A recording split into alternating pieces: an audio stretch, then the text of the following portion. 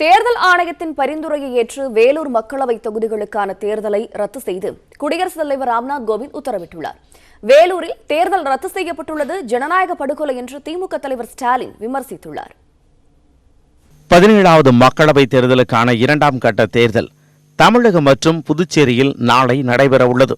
இந்நிலையில் கடந்த ஏப்ரல் 3ஆம் தேதி காட்பாடியில் உள்ள பூஞ்சோலை சீனிவாசன் என்பவரது வீட்டில் வருமான வரித்துறை அதிகாரிகள் சோதனை நடத்தினர். அப்பொழுது அவரது குடோனில் இருந்து கட்டுக்கட்டாக 11,54,00,000 ரூபாய் பணம் பறிமுதல் செய்யப்பட்டது. கைப்பற்றப்பட்ட பணத்துடன் வார்டு வாரியாக யாருக்கு விநியோகம் செய்ய வேண்டும் என்ற பட்டியலும் இருந்ததாக அதிகாரிகள் தெரிவித்தனர். இதையடுத்து வருமான வரித்துறை கொடுத்த அறிக்கையின் அடிப்படையிலும் கைப்பற்றப்பட்ட ஆவணங்களின் அடிப்படையிலும் வேலூரில் தேர்தலை ரத்து செய்ய வேண்டும் என குடியரசுத் தலைவருக்கு தேர்தல் ஆணையம் பரிந்துரை செய்தது.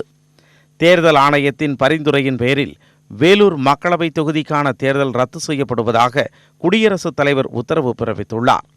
இது தொடர்பாக மத்திய சட்ட அமைச்சகம் வெளியிட்டுள்ள அறிவிப்பாணையில் வேலூரில் தேர்தலை நேர்மையாக நடத்துவதற்காக தேர்தல் ஆணையம் மேற்கொண்ட முயற்சிகள் செயலற்றதாகியுள்ள சூழ்நிலையில் அங்கு நியாயமான முறையில் தேர்தலை நடத்த முடியாது என்று குறிப்பிடப்பட்டுள்ளது. இதன் அடிப்படையில் கடந்த மார்ச் 19ஆம் தேதி வெளியிடப்பட்ட மக்களவை தேர்தலுக்கான தேர்தல் ஆணையத்தின் அறிவிப்பாணையிலிருந்து வேலூர் மக்களவை தொகுதியை நீக்க குடியரசுத் தலைவர் ராம்நாத் கோவிந்த் ஒப்புதல் அளித்துள்ளதாக தெரிவிக்கப்பட்டுள்ளது. அதே நேரம் வேலூர் மக்களவை தொகுதிக்குள் வரும் ஆம்பூர், குடியாத்தம் ஆகிய தொகுதிகளுக்கு இடைத்தேர்தல் திட்டமிட்டபடி நடைபெறும் என நியூஸ் 18 தொலைக்காட்சிக்கு பேட்டியளித்த தமிழக தலைமை தேர்தல் அதிகாரி சத்யபிரபா சாஹூ தெரிவித்துள்ளார். இந்நிலையில் செய்தியாளர்களை சந்தித்த திமுக தலைவர் மு.க. ஸ்டாலின் வேலூரில் தேர்தல் ரத்து செய்யப்பட்டிருப்பது ஜனநாயக படுகொலை என்று கூறியுள்ளார். ஆனால் ஜனநாயக படுகொலை நடந்திருக்கு. இதே OPS துணை முதலமைச்சர் இருக்கார்ல, அவருடைய பையன் தேனியில் நிற்கிறாரு. அங்கே 1000 ரூபா நோட்டை கொடுக்குறாங்கன்னு சொல்லி ஆதாரத்தோட வீடியோவே வெளியில் வந்திருக்கு. இது வரைக்கும் எந்த ஆக்ஷன் எடுக்கலை. அப்புறம் அமைச்சராக இருக்கக்கூடிய வேலுமணியினுடைய பினாமியாக இருக்கக்கூடிய பெரிய கான்ட்ராக்டர் சபேசன், அவர் வீட்டில் பெரிய ரைடு நடந்திருக்கு. அந்த ரைடை பற்றி இது வரைக்கும் ஒரு செய்தி வரல. ஆக வேண்டுமென்றே திட்டமிட்டு திமுக மீது ஒரு களங்கம் சொல்லுவதற்காக மோடி அவர்கள் தேர்தல் ஆணையத்தை பயன்படுத்துகிறாருங்கிறது வெளிப்படையாக தெரியுது. இதேபோல் செய்தியாளர்களிடம் பேசிய துரைமுருகன் இது தேர்தல் ஆணையத்தின் ஒருதலை பட்சமான நடவடிக்கை என்று குற்றம் சாட்டியுள்ளார். தேனியில உங்களை போல ஊடகங்கள் தான் 2000 பணத்தை வாரி வாரி கொடுத்தத படம் எடுத்து காட்டியிருக்காங்க. அது அவர்களுக்கு ஒன்றும் தெரியல. ஆனால் எங்கள் மீது எந்த விதமான நேரடி குற்றச்சாட்டை சாட்டாமல், எங்களை எந்த விளக்கத்துக்கும் கேட்காமல் அவர்களாகவே ஒரு முடிவு செய்திருப்பது இது திட்டமிட்ட ஒரு சதி, அவ்வளவுதான். வேலூரில் தேர்தல் ரத்து செய்யப்பட்டது குறித்து தொலைபேசி மூலம் கருத்து தெரிவித்துள்ள அமைச்சர் ஜெயக்குமார், பணப்பட்டுவாடா தொடர்பான புகாருக்குள்ளான வேட்பாளரை தகுதி நீக்கம் செய்திருக்க வேண்டுமே தவிர தேர்தலை ரத்து செய்திருக்க கூடாது என்று கூறினார். இந்நிலையில் தேர்தல் ரத்து செய்யப்பட்டுள்ளது தொடர்பான அறிவிப்பாணையை ரத்து செய்ய வேண்டும் என திமுக வேட்பாளர் கதிர் ஆனந்த் தேர்தல் ஆணையத்திற்கு கடிதம் அனுப்பியுள்ளார். அவர் எழுதியுள்ள கடிதத்தில் தனக்கு சொந்தமான இடங்களில் நடத்தப்பட்ட வருமான வரித்துறை சோதனையில் பணம் கைப்பற்றப்படவில்லை என்றும், எனவே கைப்பற்றப்பட்டுள்ள பணத்திற்கும் தனக்கும் தொடர்பில்லை என்றும் குறிப்பிட்டுள்ளார். எனவே தனக்கும் திமுகவிற்கும் அவப்பெயர் ஏற்படுத்த வேண்டும் என்ற அரசியல் நோக்கத்திலேயே இந்த சோதனை நடத்தப்பட்டுள்ளதாகவும், அதன் அடிப்படையில் தேர்தல் ரத்து செய்யப்பட்டிருப்பது அரசியல் அமைப்பு சட்டத்திற்கும் மக்கள் பிரதிநிதித்துவ சட்டத்திற்கும் விரோதமானது என்றும் கதிர் ஆனந்த் கூறியுள்ளார். எனவே தேர்தல் ரத்து செய்யப்பட்டது தொடர்பான அறிவிப்பாணையை திரும்ப பெற்றுக்கொண்டு ஏற்கனவே அறிவிக்கப்பட்டபடி தேர்தல் நடத்த வேண்டும் என்றும் அவர் கேட்டுக்கொண்டுள்ளார். வேலூர் மக்களவை தொகுதிக்கு தேர்தல் ரத்து செய்யப்பட்டதற்கு திமுக நிர்வாகி பூஞ்சோலை சீனிவாசனுக்கு சொந்தமான குடவுனில் இருந்து 11,54,00,000 ரூபாய் கைப்பற்றப்பட்டதே முக்கிய காரணமாக கூறப்படுகிறது. இந்நிலையில் பூஞ்சோலை சீனிவாசன் யார், அவருக்கும் தேர்தல் ரத்துக்கும் என்ன தொடர்பு என்பது இப்பொழுது பார்க்கலாம். வேலூர் மக்களவை தொகுதியில் திமுக சார்பில் அக்கட்சியின் பொருளாளர் துரைமுருகனின் மகன் கதிர் ஆனந்தும், அதிமுக கூட்டணி சார்பில் AC சண்முகமும் களமிறங்கினர். இந்த நிலையில் கடந்த மாதம் 30ஆம் தேதி துரைமுருகன் வீடு மற்றும் அலுவலகங்கள், கல்லூரிகளில் வருமான வரித்துறையினர் நடத்திய சோதனையில் கணக்கில் வராத 10 லட்சம் ரூபாய் பணம் கைப்பற்றப்பட்டது. இதனை கை செலவிற்காக வைத்திருந்த பணம் என துரைமுருகன் விளக்கம் அளித்தார். அதற்கு அடுத்து ஏப்ரல் 1ஆம் தேதி துரைமுருகனின் நெருங்கிய ஆதரவாளர்களாக கருதப்பட்ட பூஞ்சோலை சீனிவாசன் உள்ளிட்ட சிலருக்கு சொந்தமான இடங்களில் வருமான வரித்துறையினர் சோதனையிட்டனர். இதில் பூஞ்சோலை சீனிவாசனுக்கு சொந்தமான சிமெண்ட் குடோனில் வாக்காளர்கள் பெயர் பட்டியலுடன் கட்டுக்கட்டாக வைக்கப்பட்டிருந்த 11,54,00,000 ரூபாய் சிக்கியது. இதனால் வாக்காளர்களுக்கு பணப்பட்டுவாடா செய்யவே பணம் பதுக்கி வைக்கப்பட்டிருக்கலாம் என்ற கோணத்தில் பூஞ்சோலை சீனிவாசனிடம் அதிகாரிகள் விசாரணை நடத்தினர். இதில் பூஞ்சோலை சீனிவாசன், துரைமுருகன் மற்றும் அவரது மகன் கதிர் ஆனந்திற்கு சொந்தமான தொழில் நிறுவனங்களின் கணக்கு வழக்குகளை கவனித்து வருவது தெரியவந்தது. மேலும் பூஞ்சோலை சீனிவாசன் இதுவரை வருமான வரி கணக்கு கூட தாக்கல் செய்யாத நிலையில் அவருக்கு சொந்தமான குடோனில் 11 கோடிக்கு மேல் ரொக்கம் வந்தது எப்படி என்ற கேள்விக்கு அவர் உரிய விளக்கம் தரவில்லை. அதிகாரிகள் கைப்பற்றிய பணம் முழுவதும் விவசாயத்தின் மூலம் சம்பாதித்ததாக முதலில் கூறிய பூஞ்சோலை சீனிவாசன், எவ்வளவு நிலம் உள்ளது, என்ன பயிர் செய்து பணம் சம்பாதித்தீர்கள் என்ற கேள்விக்கு சரியாக பதிலளிக்கவில்லை. இதற்கு பிறகு நிலத்தரகு செய்ததன் மூலம் பணம் ஈட்டியதாக பூஞ்சோலை சீனிவாசன் கூற, யாருடைய நிலத்தை விற்று பணம் சேர்த்தீர்கள், எத்தனை நிலத்தை விற்பனை செய்து கொடுத்துள்ளீர்கள் என்று அதிகாரிகள் கிடுக்குப்பிடி விசாரணை நடத்தியதில் அவர் பதிலளிக்க முடியாமல் திணறியுள்ளார். இதனால் பூஞ்சோலை சீனிவாசன் பினாமியாக இருக்கலாம் என்பதால் அவர் மீது பினாமி சட்டத்தின் கீழ் வழக்கு பதிவு செய்ய வருமான வரித்துறையினர் திட்டமிட்டிருப்பதாக தகவல் வெளியாகியுள்ளது. தூத்துக்குடியில் திமுக வேட்பாளர் கனிமொழி தங்கியிருக்கும் வீடு மற்றும் அலுவலகத்தில் வருமான வரித்துறை அதிகாரிகள் சோதனை மேற்கொண்டனர். தோல்வி பயத்தால் தங்களை அச்சுறுத்துவதாக பாஜக இதுபோன்ற செயல்களில் ஈடுபட்டு வருவதாக கனிமொழி குற்றம் சாட்டியுள்ளார். தமிழகத்தில் நாளை மக்களவைத் தேர்தலுக்கான வாக்குப்பதிவு நடைபெறவுள்ள நிலையில் நேற்று மாலை 5 மணியுடன் தேர்தல் பரப்புரை நிறைவடைந்தது. இந்நிலையில் நேற்று இரவு சுமார் 9 மணி அளவில் தூத்துக்குடி குறிஞ்சி நகரில் திமுக வேட்பாளர் கனிமொழி வாடகைக்கு குடியிருக்கும் வீட்டிற்கு 10க்கும் மேற்பட்ட வருமான வரித்துறை அதிகாரிகள் சென்றனர். சோதனை நடத்த வந்துள்ளதாக கூறிய அதிகாரிகள் கனிமொழியின் வீடு மற்றும் அலுவலகத்தில் சோதனை நடத்தினர். சுமார் 1.5 மணி நேரம் அதிகாரிகள் சோதனை நடத்தினர். கனிமொழியின் வீட்டில் வருமான வரித்துறை அதிகாரிகள் சோதனை நடத்தி வருவதாக தகவல் வெளியானதைத் தொடர்ந்து அங்கு ஏராளமான திமுக தொண்டர்கள் குவிந்தனர்.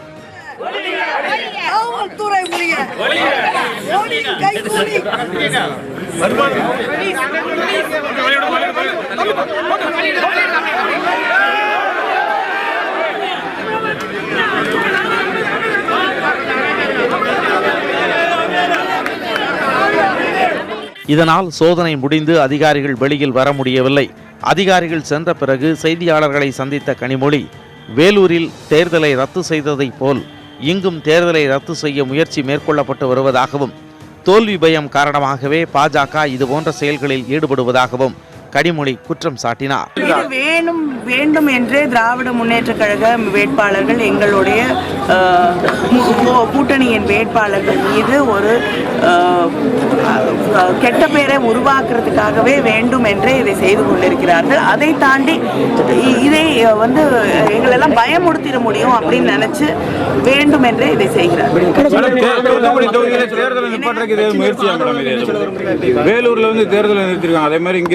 அதுக்காக ஒரு ஆசையோடு வந்திருப்பார்கள் என்று நினைக்கிறேன். ஒன்றும் கிடைக்கல, அதனால அவங்களுடைய ஆசை நிராசையாகிவிட்டது.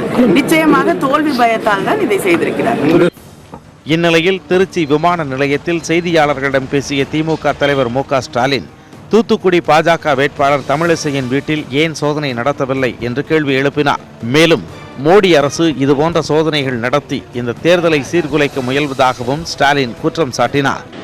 தமிழிசை சவுந்தரராஜன் அவங்க தூத்துக்குடி வேட்பாளர், பிஜேபி வேட்பாளர், அவங்க வீட்டில் கோடி கோடியாக பணம் வச்சிருக்கிறாங்க. ஏன் அங்கே போய் ரைடு பண்ண மாட்டேங்கிறாங்க? இதுதான் என்னுடைய கேள்வி. தொடர்ந்து திமுக வீட்டில் ரைடு நடக்கிறாங்க, காரணம் என்ன சார்? நான் சொல்றேனே, மோடி எல்லா அமலாக்கத்துறை, சிபிஐ, ஐடி, அடுத்தது நீதிமன்றம், இப்போ அடுத்தது இப்போ தேர்தல் கமிஷன் எல்லாத்தையும் கூட்டு வச்சுக்கிட்டு எப்படியாவது இந்த தேர்தலை குலைக்கணும்னு திட்டமிட்டு இருக்கிறார். அதுதான். இதுபோன்ற சோதனைகள் ஜனநாயகத்திற்கும் மக்களாட்சி தத்துவத்திற்கும் விரோதமானது என திராவிடர் கழக தலைவர் கி. வீரமணி குற்றம் சாட்டியுள்ளார். முற்றிலும் இது ஜனநாயகத்துக்கு விரோதமானது, மக்களாட்சி தத்துவத்துக்கு விரோதமானது.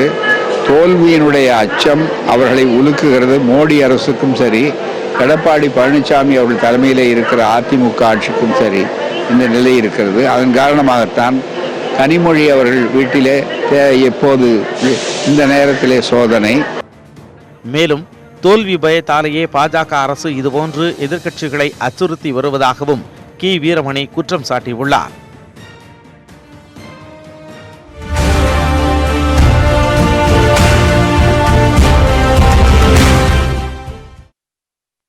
வேலூர் தொகுதியை தவிர்த்து தமிழகம் புதுச்சேரியில் உள்ள 39 மக்களவை தொகுதி மற்றும் 18 சட்டமன்ற தொகுதி இடைத்தேர்தலுக்கான பிரச்சாரம் நேற்று மாலையுடன் ஓய்ந்தது. தேர்தல் பிரச்சாரம் மாலை 6 மணியுடன் நிறைவு பெற்றதால் வியாழக்கிழமை வாக்குப்பதிவு முடிவடையும் வரை தேர்தல் தொடர்பான பொதுக்கூட்டமோ ஊர்வலமோ நடத்தக்கூடாது. தொலைக்காட்சி, ரேடியோ, வாட்ஸ்அப், முகநூல், ட்விட்டர் வாயிலாக பிரச்சாரம் செய்யக்கூடாது. கருத்து கணிப்பு அல்லது தேர்தல் தொடர்பான ஆய்வு முடிவுகளை காட்சிப்படுத்தவும் தடை விதிக்கப்பட்டுள்ளது.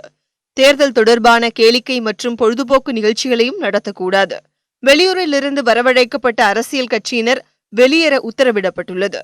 தமிழகத்தில் வியாழக்கிழமை காலை 7 மணி முதல் மாலை 6 மணி வரை வாக்குப்பதிவு நடைபெறும் என்றும், சித்திரை திருவிழாவையொட்டி மதுரை மக்களவை தொகுதிக்கு மட்டும் இரவு 8 மணி வரை கூடுதலாக 2 மணி நேரம் வாக்குப்பதிவு நடைபெறும் என்றும் அறிவிக்கப்பட்டுள்ளது. இதேபோல் வாக்குப்பதிவு மையத்தின் 100 மீட்டர் எல்லைக்குள் பொதுமக்கள் செல்போன் பயன்படுத்த தடை விதிக்கப்பட்டுள்ளது. அதே சமயம் தேர்தல் நடத்தும் அதிகாரிகள் மற்றும் காவல் உயரதிகாரிகள் செல்போன் பயன்படுத்த தடையில்லை. அரவக்குறிச்சி, ஓட்டப்பிடாரம், திருப்பரங்குன்றம், சூலூர் ஆகிய 4 தொகுதிகளுக்கும் அடுத்த மாதம் 19ஆம் தேதி வாக்குப்பதிவு நடைபெறவுள்ள நிலையில் அந்த இடங்களிலும் 18ஆம் தேதி வாக்குப்பதிவு முடிவடையும் வரை பிரச்சாரம் செய்யக்கூடாது என அறிவுறுத்தப்பட்டுள்ளது. சேலத்தில் பிரச்சாரத்தின் பொழுது வாழைப்பழம் வாங்கியதற்காக பெண் ஒருவருக்கு முதலமைச்சர் பணம் கொடுத்ததாக வீடியோ காட்சி சமூக வலைதளங்களில் பரவி வருகிறது. இதுகுறித்து முதலமைச்சர் தொலைபேசி மூலம் அளித்த விளக்கத்தை தற்பொழுது கேட்கலாம்.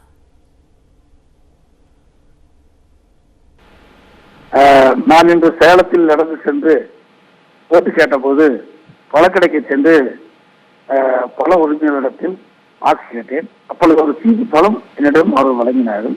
அதற்குண்டான பணத்தை நான் அந்த உரிமையாளரிடத்தில் கொடுத்தேன். ஊடகங்களில் பணம் வாங்கினதை காட்டுவதில்லை, பணம் கொடுப்பதை மட்டும்தான் அடிக்கடி காட்டிக் கொண்டிருக்கிறார்கள். அதுவும் திமுக ஊடகம் தான் அதை காட்சி காட்டுகிறது. நான் எந்த பொருள் வாங்கினாலும் அதற்கு உண்டான பணத்தை கொடுத்துதான் வாங்குவேன். அந்த வகையில் அந்த பணத்துக்கு உண்டான பணத்தை நான் அந்த உரிமையாளனும் கொடுத்து அந்த காட்சி தான் இந்த தினம் தொலைக்காட்சி காட்டப்படுகிறது. என்னுடன் பல பத்திரிகையாளர்களும் ஊடகங்களும் என்னுடனே வந்தார்கள். அவர்களும் அதை பதிவு செய்திருக்கின்றார்கள் ஊடகத்திலே.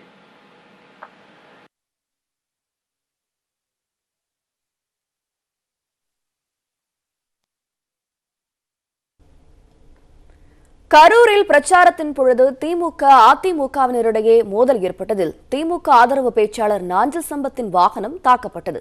இந்நிலையில் திமுக தொண்டர்கள் தன்னை மிரட்டியதாக கரூர் மாவட்ட ஆட்சியரும் மாவட்ட தேர்தல் நடத்தும் அலுவலருமான அன்பழகன் கொடுத்த புகாரின் பேரில் காங்கிரஸ் கட்சி வேட்பாளர் ஜோதிமணி மற்றும் திமுக மாவட்ட பொறுப்பாளர் செந்தில் பாலாஜி ஆகியோர் மீது 3 சட்டப்பிரிவுகளின் கீழ் வழக்கு பதிவு செய்யப்பட்டுள்ளது. கரூரில் தேர்தல் இறுதிக்கட்ட பரப்புரையை பேருந்து நிலைய ரவுண்டானா அருகே மேற்கொள்ள அனுமதி தர கோரி 2 நாட்களுக்கு முன்பு காங்கிரஸ் வேட்பாளர் ஜோதிமணி மற்றும் திமுக மாவட்ட பொறுப்பாளர் செந்தில் பாலாஜி ஆகியோர் தேர்தல் நடத்தும் உதவி அலுவலர் அலுவலகத்தில் தர்ணா போராட்டத்தில் ஈடுபட்டு அனுமதி வாங்கினர். இந்நிலையில் தங்களுக்கு ஏற்கனவே தேர்தல் ஆணையம் அனுமதி அளித்த நேரத்தில் இறுதிக்கட்ட பிரச்சாரத்தை பேருந்து நிலையம் அருகே நடத்துவோம் என போக்குவரத்து துறை அமைச்சர் எம்.ஆர். விஜயபாஸ்கரும் தெரிவித்திருந்தார். இதனால் கரூரில் பதற்றம் ஏற்பட்டது. இந்நிலையில் இறுதிக்கட்ட பரப்புரைக்காக நேற்று மாலை அதிமுகவினர் வேலாயுதம்பாளையத்திலிருந்து கரூர் பேருந்து நிலையம் நோக்கி சென்று கொண்டிருந்தனர். இதேபோன்று திமுக மற்றும் காங்கிரஸ் கூட்டணியினரும் பிரச்சார வாகனங்களில் சென்று கொண்டிருந்தனர். வெங்கமேடு அருகே சென்றபோது இரு தரப்பினரின் பிரச்சார வாகனங்களும் சந்தித்து கொண்டன. அப்பொழுது இரு கட்சி தொண்டர்களால் அந்த பகுதியில் போக்குவரத்து நெரிசல் ஏற்பட்டது. இதனால் 2 தரப்புக்கும் இடையே ஏற்பட்ட வாக்குவாதம் மூற்றி ஒருவரை ஒருவர் கற்களால் வீசி தாக்க ஆரம்பித்தனர்.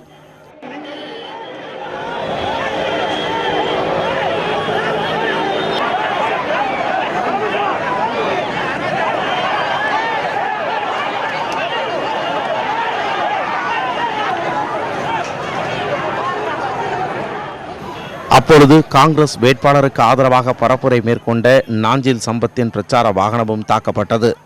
ஆதரவாளர்களின் உதவியுடன் தாம் தப்பித்ததாக நியூஸ் 18 தமிழ்நாடு தொலைக்காட்சிக்கு தொலைபேசியில் பேட்டியளித்த நாஞ்சில் சம்பத் கூறினார்.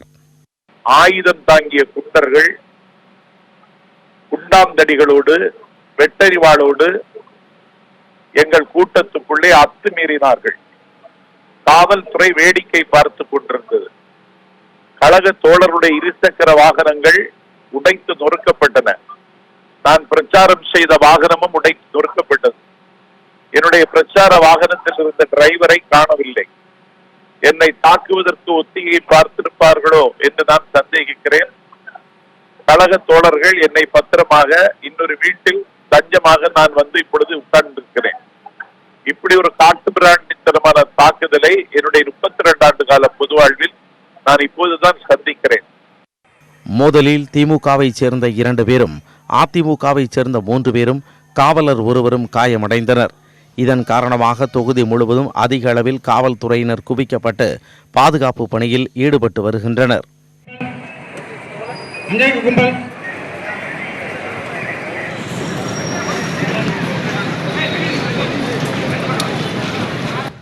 இந்த தாக்குதலுக்கு ட்விட்டர் பக்கத்தில் கண்டனம் தெரிவித்துள்ள காங்கிரஸ் வேட்பாளர் ஜோதிமணி, இது இறுதிக்கட்ட பிரச்சாரம் அல்ல, யுத்தம் என குறிப்பிட்டுள்ளார்.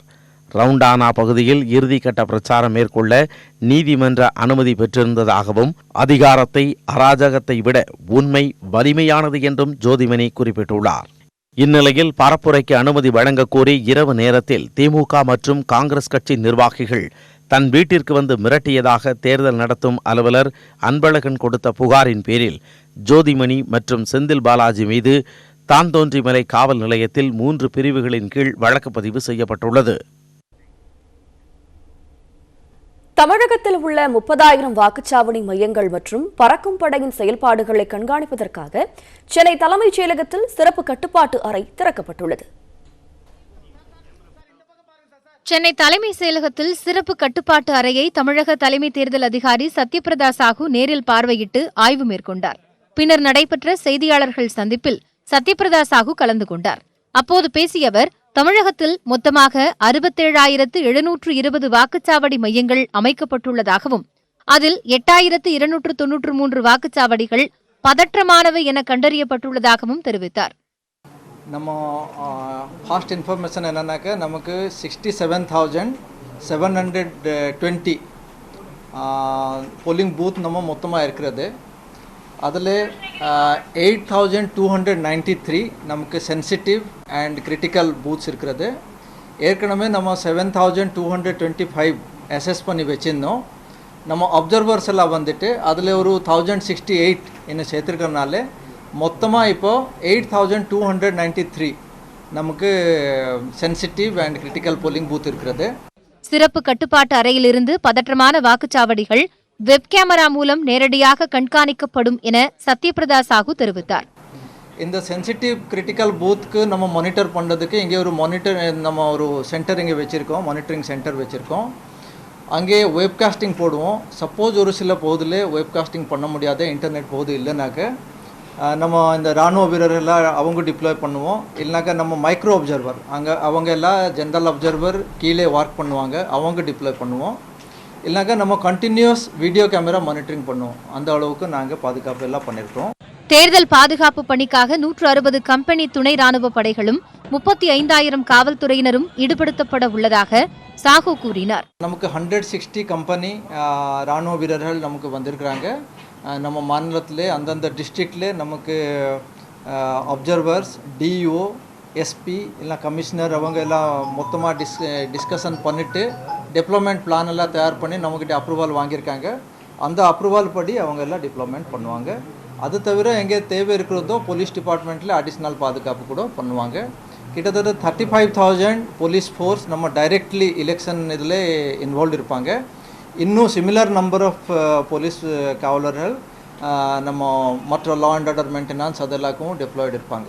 வாக்குச்சாவடி மையங்களுக்கு அனுப்பப்படும் மின்னணு வாக்குப்பதிவு இயந்திரங்கள் GPS மூலம் கண்காணிக்கப்படும் என்று கூறிய சாஹூ, வாக்குச்சாவடிகளில் மாற்றுத்திறனாளிகளுக்கு உதவ தன்னார்வலர்கள் நியமிக்கப்பட்டுள்ளதாக தெரிவித்தார். ஜிபிஎஸ்ல நம்ம வாட்ச் பண்ணுவோம், எந்த இவிஎம் எங்கே போகுது அதெல்லாம் நம்ம கண்காணிப்போடு இருக்கும். ஸோ அதுவும் நம்ம ஆக்ஷனெல்லாம் எடுத்திருக்கோம்.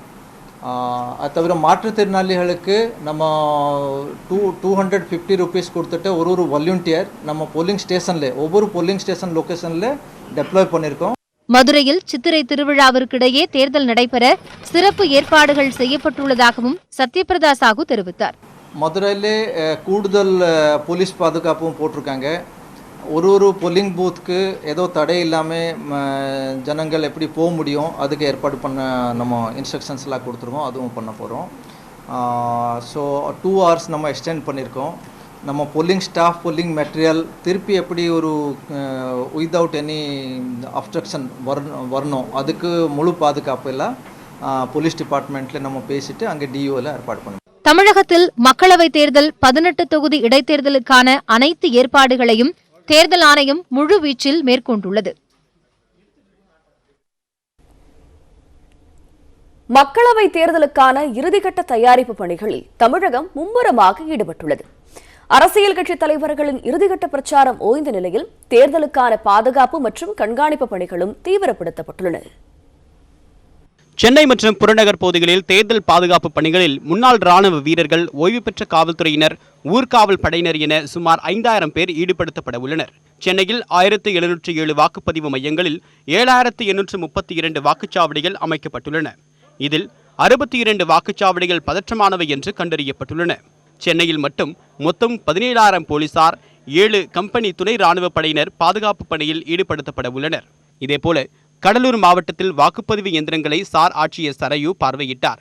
கடலூரில் 4059 போலீசார், 600 துணை ராணுவத்தினர் பாதுகாப்பு பணியில் ஈடுபட உள்ளதாகவும், பதற்றமானவை என்று கண்டறியப்பட்ட 106 வாக்குச்சாவடிகளில் துப்பாக்கி ஏந்திய துணை ராணுவத்தினர் தீவிர கண்காணிப்பில் ஈடுபட உள்ளதாகவும் தேர்தல் அதிகாரிகள் தெரிவித்துள்ளனர். தேர்தலுக்காக செய்யப்பட்டுள்ள முன்னேற்பாடுகள் குறித்து பேசிய ராமநாதபுரம் மாவட்ட தேர்தல் அலுவலர் வீரராகவராவ், தேர்தல் பரப்புரையில் ஈடுபடுவர்கள் மீது கடும் நடவடிக்கை எடுக்கப்படும் என்றும் எச்சரித்தார். 792 போலிங் ஸ்டேஷன்ஸ், 752 லொகேஷன்ஸ்ல ராமநாதபுரம் பார்லிமெண்ட் கான்ஸ்டிட்யூன்சிக்கு உட்பட்ட வெப்காஸ்டிங் மூலமாக நம்ம இன்ஸ்டால் பண்ணிட்டு கண்காணிக்கப்படும். நெல்லையில் 520 வாக்குச்சாவடிகள் முழுவதும் பெண்களே நிர்வகிக்கும் வகையில் அமைக்கப்பட்டுள்ளன. இந்த முறை அதிகபட்சமாக 75% பெண் ஊழியர்கள் தேர்தல் பணிகளுக்காக நியமிக்கப்பட்டிருக்கிறார்கள். 377 பதற்றமான வாக்குச்சாவடிகளில் கண்காணிப்பு தீவிரப்படுத்தப்பட்டு உள்ளதாக மாவட்ட தேர்தல் அலுவலரும் மாவட்ட ஆட்சியருமான ஷில்பா பிரபாகர் தெரிவித்துள்ளார். ஸோ ஏர் கிரவுண்ட்ஸில் இப்போது ஜிபிஎஸ் அடாப்ட் பண்ணிட்டு இருக்கோம். ஒவ்வொரு வண்டியும் ஜிபிஎஸ் அடாப்ட் பண்ணி அது மானிட்டர் பண்ணுறது இங்கே கண்ட்ரோல் ரூமில் பண்ண போகிறோம்.